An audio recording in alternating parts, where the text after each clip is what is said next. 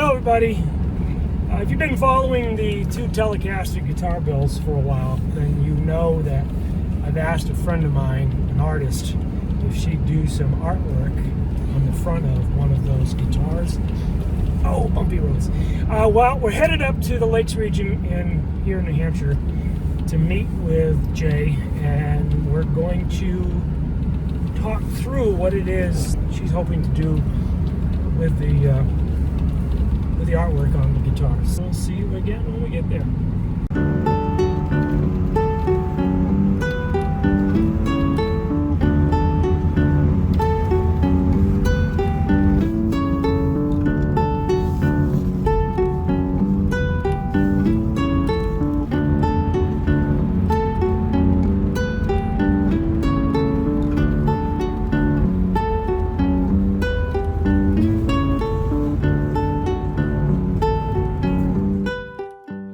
Hello guys, we finally got here. This is my friend Jaylene Bengtson.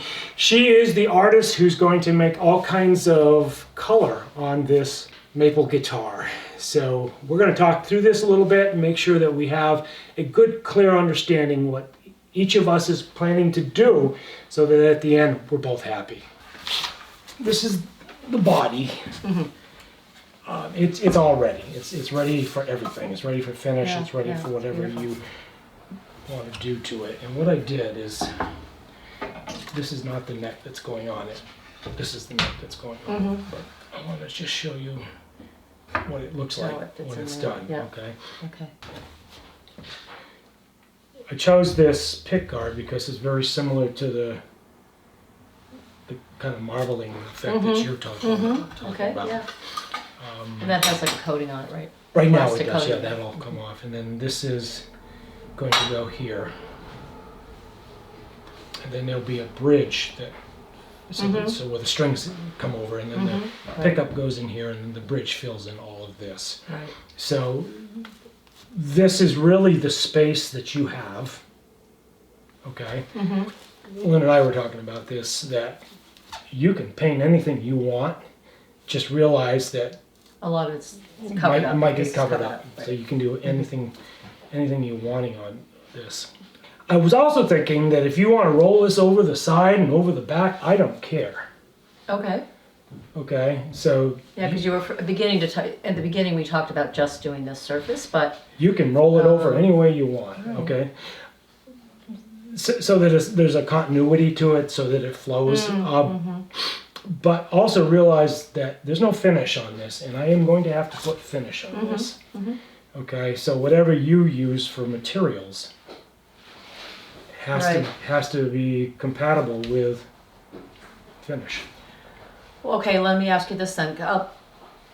Most likely use oil paint, because I can get with turpentine and and a combination of a linseed oil and Tamar varnish kind of medium to thin it out, and so because I think that'll soak into the wood and bring out the grain. That's fine. And be just luminous rather than acrylic paint, which really sits on the surface. So will it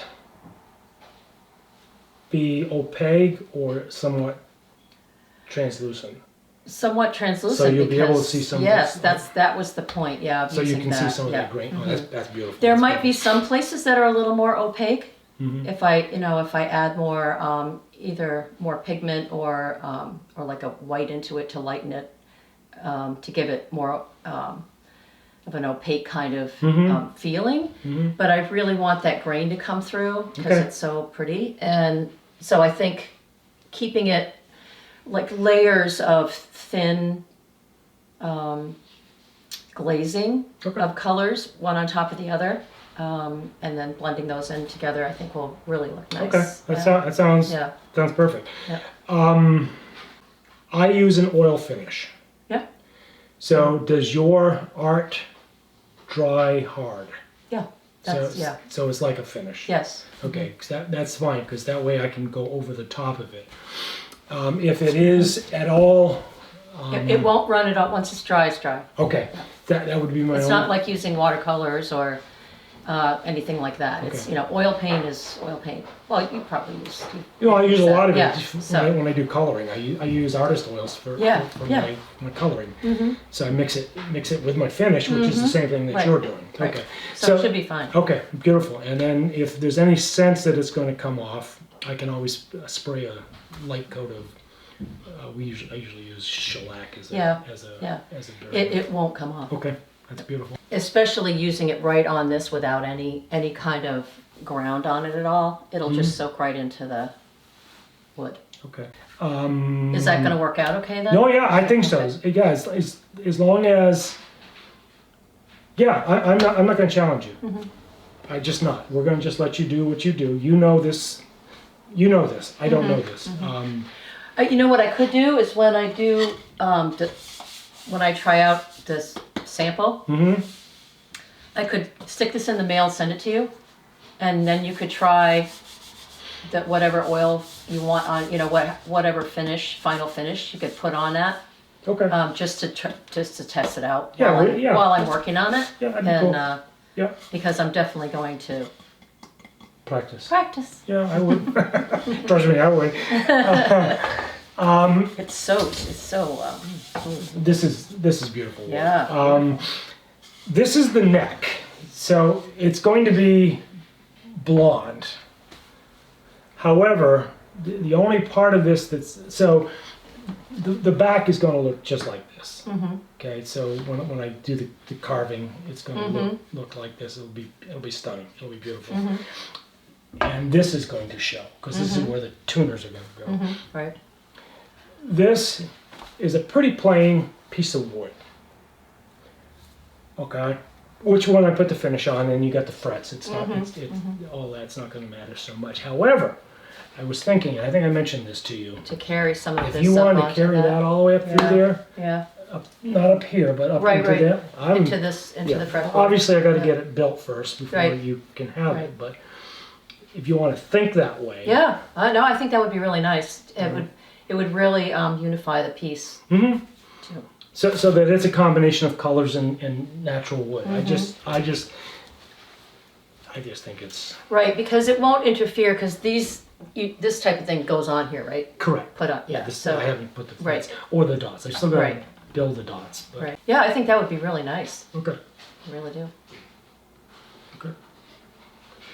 I'm in no rush. I mean, we've been planning this. I was looking at the videos because I've been so I been a couple of years, I think. Oh no, it has because I put all this on my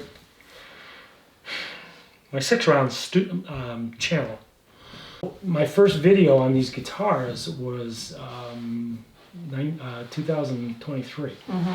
So literally, you and I have been talking about this for almost 3 years. Yeah, it's been a while.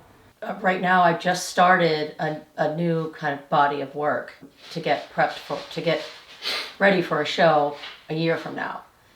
That's all new work and all very different kind of new work, rather than kind of landscape. All these so describe more. It's going to be a little more. Some abstraction in with some realism as well, and some figure and portrait in with that, and more of, I'm thinking of calling the whole entire show immersion. So all different aspects of what that means to me, to people, and everything from a daily kind of thought about that, to spirituality, to what makes us human.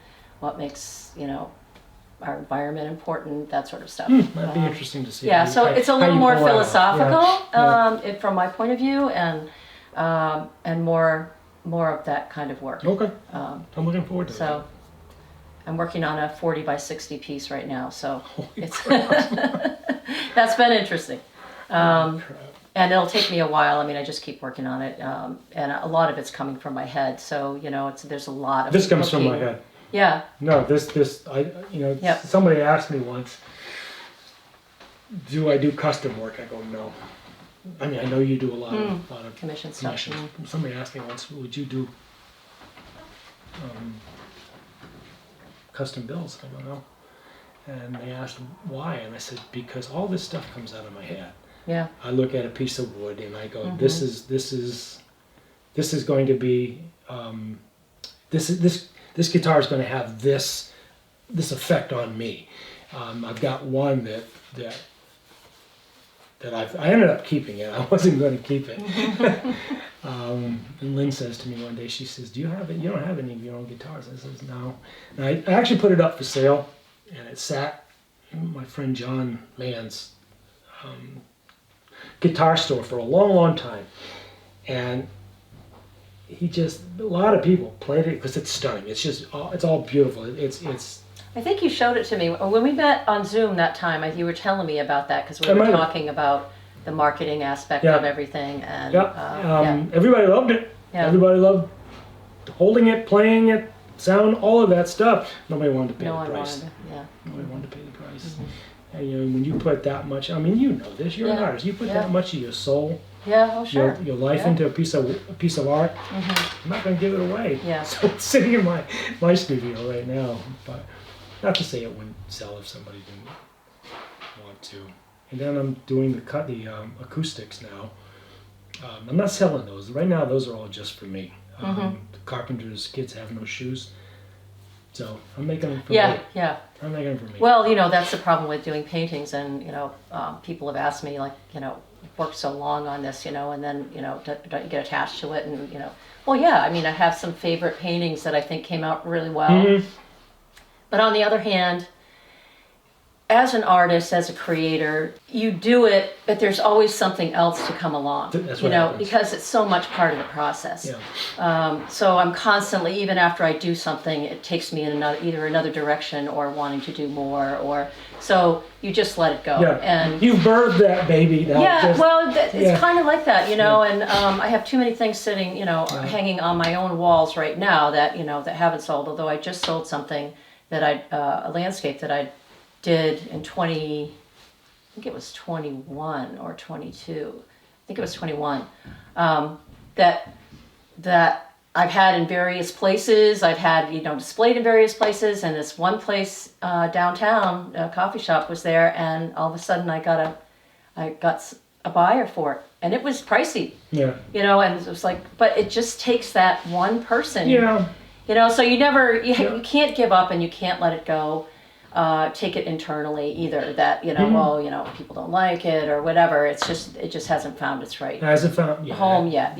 So that was really exciting to have that. I mean, and it's very inspiring because and encouraging. In terms of I guess I am worth that. If someone's going to pay for it. So no, I completely understand. It's just such an organic process that. You just keep doing it. No, so I never really wanted to get into the manufacturing of guitars. I always wanted them to be an expression of my art. How I think about things, how I think about a piece of wood, and all of my guitars are all natural. I don't paint them. I don't spray paint them with with car paint. Right. I mean, every one of them is natural. Yeah.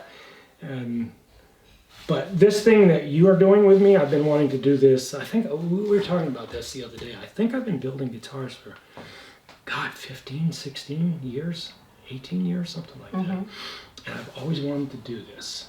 And I've always wanted, because again, this idea that it's a palette for art, I've always wanted to do this. And I was thrilled when you said yes. I hope it's the first time that I'll be doing something like this, other than that one other time I was telling you about that I did this cabinet, that was interesting. But it was kind of the same process, although this will be a little more. There'll be parts of it that are a little more heavily. They're a little thicker, than. So don't stress over this, because. I said this to you 3 years ago, that I want this to be as much you as it is me. So you create your art, you get it on there, and I'm as long as it's what we're talking about. Yeah. And guys, I'll put a photo up of what we're thinking about doing. And you want to stay with that same color palette? I think that's good. blues Well, and again, so I don't know if purples you need to take a picture of that, but I mean, this is pretty dark, Yeah. and it'll Yeah, no, it's, yeah, it's got a little black pearlescent and to it. gray. Yeah. Yeah. And I don't need to use that. I can find it. And are another these one. all black? All the things are going to Well, that's why I'm a little struggling with this a little bit right now. So I can go to chrome or silver, and it's not going to change it much. The tuners are going to be black. Okay. This is going to be black. I'm at my John Mann, who owns Man Made USA. John's he's a legend in the guitar world.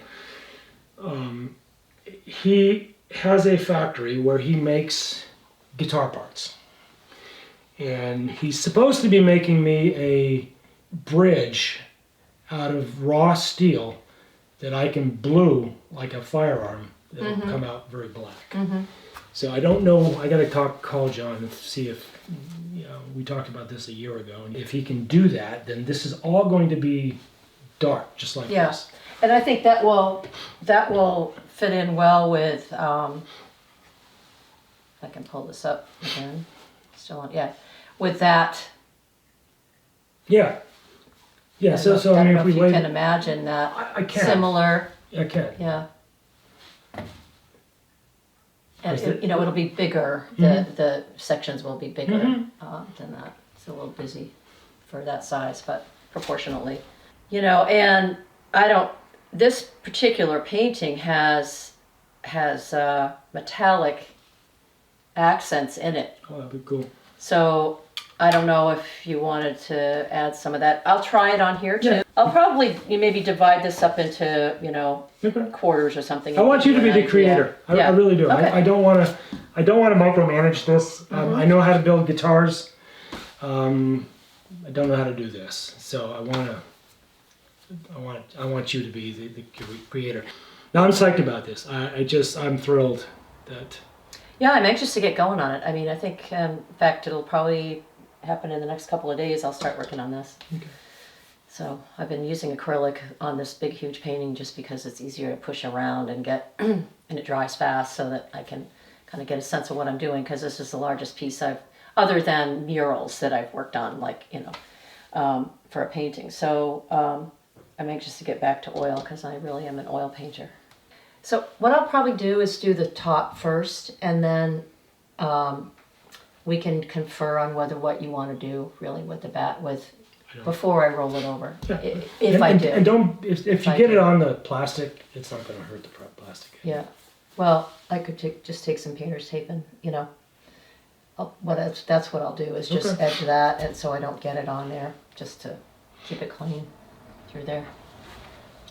Because I do like that black around there. Well, realize also that this is in the white.